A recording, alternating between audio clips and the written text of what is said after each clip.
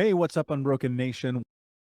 Looking at and understanding how cortisol can be present. And I agree, it does get a bad rap because people don't fully understand it. So I think two things would be beneficial here. One, if you can kind of define cortisol, what it is, what it does, its function in the body. And then secondarily, if you can go into talking about creating balance between just hormones in general, not necessarily only just cortisol.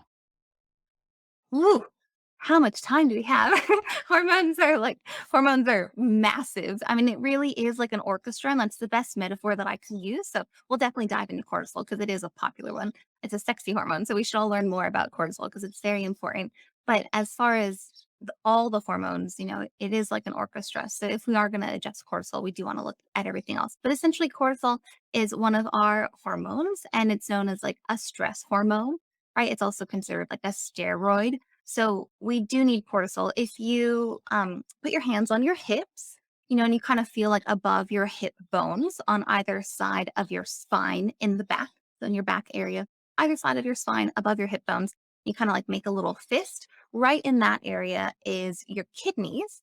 And then next to your kidneys are your adrenal glands, right? So your adrenal glands, if you want, you can give yourself a little massage while you're there. But your adrenal glands are named after adrenaline, right? Which is another really famous stress hormone. So as far as cortisol goes, there's different levels for everybody. I was just doing an FBCA this morning and we tested her serum levels of cortisol, so her cortisol in the blood, and it actually looked normal and fine. But we don't stop there. We also tested for many other inflammation markers, including like homocysteine or CRP, and those were super high, which again is why it's helpful to dive in and get a whole picture of what's going on in your body. Because if we would have just tested cortisol, no problem. She is fine. But we look at everything because of that orchestra that we talked about earlier. And she was saying that she feels fatigued, that she feels low energy, like slow metabolism, things like that. So we're able to kind of paint the picture and put it together. As far as what to do to lower cortisol and to bring it back into balance, some people actually need to increase their cortisol. That's like few and far between. But to lower it, it depends. And that is not an answer that people like to hear, but it just depends on like why is it high, right? Are these people like struggling with past or current trauma? Are these people having the standard American diet? Are the rest of their hormones out of balance? Are they recovering from a serious infection or are they just in a car accident?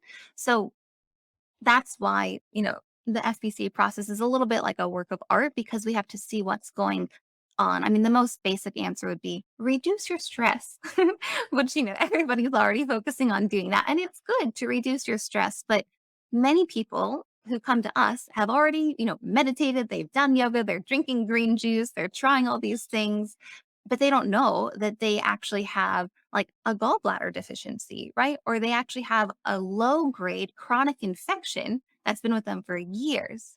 So sometimes we don't know what's stressing us, but for, everybody listening, if you do know that something is stressing you, of course, then helping to heal or eliminate or forgive or work through whatever that stress is. But if you don't know, if you've already tried everything, then I would ask your body, I would ask your blood to see what is the stressor.